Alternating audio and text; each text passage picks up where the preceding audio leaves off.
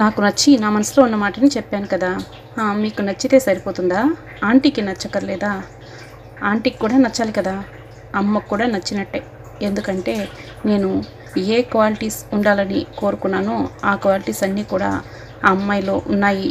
అందుకే అందుకే ఆంటీకి కూడా నచ్చుతుంది అని గగన్ చెప్తూ ఉంటాడు. మీరేమంటున్నారు? మా అమ్మని బాగా చూసుకోండి, మా అమ్మని పువ్వుల్లో పెట్టి చూసుకోవాలి, ఇదే కదా అని అనగానే ఒక్కసారిగా గగన్తో మాట్లాడిన మాటలని గుర్తు చేసుకుంటూ ఉంటుంది ఆ అమ్మాయి. ఇదేంటి ఇలా మాట్లాడుతుంది? మేము మాట్లాడిన మాటలని ఈ అమ్మాయి విన్నదా? ఈ అమ్మాయికి ఎలా తెలుసు అని అనుకుంటూ అలా చూస్తూ ఉంటే గగన్ మాత్రం, మేము మాట్లాడుకున్న మాటలు విషయాలు నీకెలా తెలుసు? అందులో ఏముంది? ప్రతి ఒక్కరూ ఇలాగే కదా అంటారు, ప్రతి ఒక్కరూ ఇలాగే కదా అంటుంటారు, ఆలోచిస్తారు. మీరు ఎలాంటి వారో, మీరు ఎలా ఆలోచిస్తారో నాకు తెలియదా? అందుకే అలా చెప్తున్నాను. ఆంటీ మీరు చెప్పండి. ఆంటీ మీకు ఈ అమ్మాయి నచ్చిందా? నచ్చినట్టేనా? చెప్పండి ఆంటీ. ఓ అర్థమైందా ఆంటీ? ప్రశ్నలు నన్ను అడగమంటారా? అంతే కదా అని భూమి చెప్తూ ఉంటుంది. నేను అడుగుతానులేండి అనే విధంగా అంటూ ఉంటే వెంటనే ప్రశ్నలు అడుగుతూ ఉంటుంది భూమి. చెప్పండి, మీరు మా ఆంటీని ఎలా చూసుకుంటారు? పువ్వుల్లో పెట్టి చూసుకుంటాను.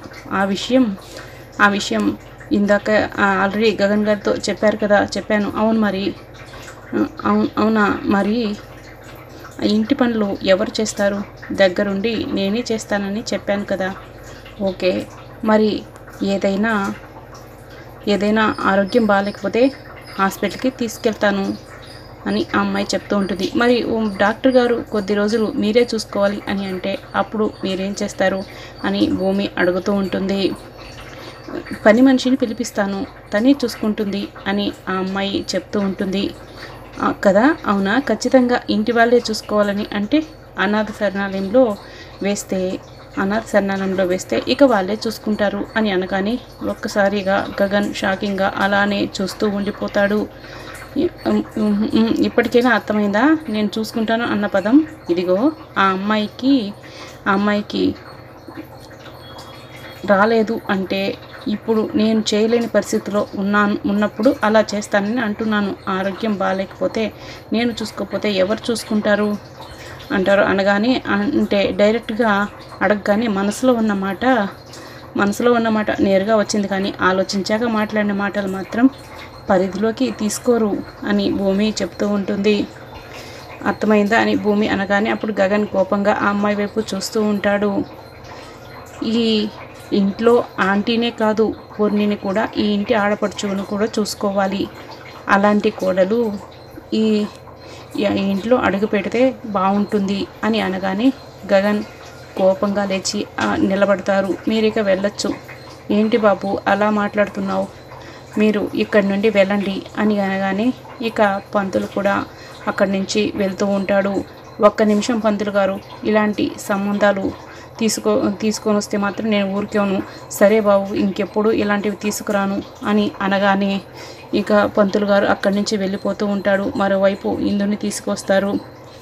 ఇందుని తీసుకొచ్చి పాట పాడుకుంటూ అందరూ ఎంతో సంతోషంగా చూస్తూ ఉంటారు. అప్పుడు వెంటనే పసుపు అందరూ కలిసి ముత్తైదులతో దంచుతూ ఉంటే, అమ్మ అపూర్వ, వెళ్ళి నువ్వు కూడా చెయ్యవేమ్మా, నువ్వు పెద్ద ముత్తైదువి కదా. సరే పిన్ని అని ఏంటో వెంటనే అపూర్వ కూడా పసుపు దంచుతూ ఉంటుంది. ఇక నక్షత్ర పాట పాడుతూ ఉంటే, అమ్మ వెళ్ళమ్మ, నాట్యం ఆడమ్మ అనే విధంగా శరత్చంద్ర అనగానే వెంటనే పాట పాడుతూ ఉంటుంది. భూమి ఎంతో అల్లరిగా అటు ఇటు తిరుగుతూ ఉంటుంది, పసుపు పట్టుకొని దంచుతూ ఉంటుంది. ఇలా అందరూ ఇందుపై ప్రేమ చూపిస్తూ ఉంటారు. కన్న కూతురు గురించి ఎంతో గొప్పగా మీరా పాట పాడుతూ ఉంటుంది. అంతలో సడన్గా శోభ గుర్తుగా వస్తుంది. భూమి వెంటనే భూమి పాట పాడుతూ ఉంటుంది. అమ్మ గురించి ఎంతో గొప్పగా అలా పాట పాడుతూ ఉంటుంది.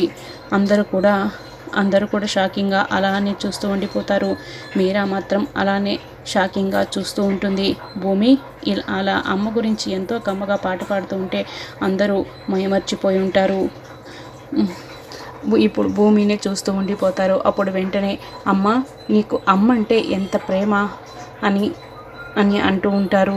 నిజంగా అమ్మ గురించి ఎంత బాగా పాడావమ్మా, నువ్వు అలా పాడుతుంటే నాకు మా అమ్మే గుర్తుకు వచ్చింది అని అంటూ వెంటనే భూమిని గట్టిగా హక్ చేసుకుంటూ ఉంటారు. చాలా చక్కగా పాడావమ్మ, అందుకే నేను అంత ప్రేమించాను కాబట్టి మా అమ్మ నాకు దూరంగా పోయింది. అలా ఏం బాధపడకమ్మా, మేమందరం ఉన్నాం కదా నీకు అని అనే విధంగా అంటూ బాధపడిపోతూ ఉంటే అంతలో శరత్చంద్ర వస్తాడు. పదమ్మా ఇంట్లోకి వెళ్దాం అంటూ భూమిని ఇంట్లోకి వెళ్తూ ఉంటారు. అదే సమయానికి భూమి మాత్రం రూమ్లోకి వెళ్ళి నాకు ఇది చివరి జ్ఞాపకం అమ్మ, నాన్నకు జ్ఞాపకం అని అనుకుంటున్నాడు. కానీ నాకు కూడా ఇది ఒక మంచి జ్ఞాపకం కదా అమ్మ, ఇది నా కోసమే నువ్వు ఇలా ఉంచావు కదా అమ్మ అనే విధంగా అంటూ ఎంతో సంతోషంగా శోభా వేసిన డ్యాన్స్ పెడుతూ ఉంటుంది. అలా ప్లే అవ్వగానే మైమర్చిపోయి భూమి శోభచంద్ర వేసిన నాట్యాన్ని చూస్తూ ఉంటుంది.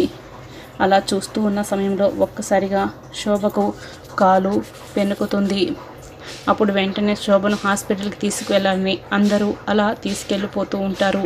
అదే సమయానికి అపూర్వ మాత్రం సైగ చేయగానే అదంతా కూడా పసిగట్టిన భూమి షాక్ అవుతుంది. వెంటనే షాకింగ్గా అలానే చూస్తూ ఉండిపోతుంది. ఇంకా మరోవైపు మాత్రం నా పెళ్లిలో పెద్దరికంగా అమ్మా నాన్న ఉండడానికి వీల్లేదు. ఏంటి, తల్లిదండ్రులు చేయాల్సిన బాధ్యత నువ్వు చేయకూడదని అలా మాట్లాడుతున్నావేంటి? అవును, ఆయన ఏ రోజని మా గురించి ఆలోచించారు? ఎప్పుడు కూడా మా గురించి కాదు, ఆ ఇంటి గురించే ఆలోచిస్తూ ఉంటాడు కదా. తాళి తీసుకొని రమ్మంటే ఆ ఇంటికి పంపించాడు. ఇక పెళ్లి చూపులకి పెళ్లి వాళ్ళని కూడా ఇక్కడికి రావాల్సిన వాళ్ళు ఆ ఇంటికి వెళ్ళారు. అందుకే తల్లిదండ్రులుగా వీళ్ళు నాకు ఇక్కడ ఇలా చేస్తే ఖచ్చితంగా ఈ పెళ్లి జరగదేమో అని అనిపిస్తోంది. అలా బాధ పెట్టిన పెళ్లి జరిగితే బాగుంటుందా చెప్పు? నేను ఎందుకు చెప్తున్నానో వినే అని అంటూ ఉంటే మీరు ఎంత చెప్పినా సరే నేను మాత్రం వినను. ఏంటి, ఎందుకు అని అడుగుతూ ఉంటారు. మీరా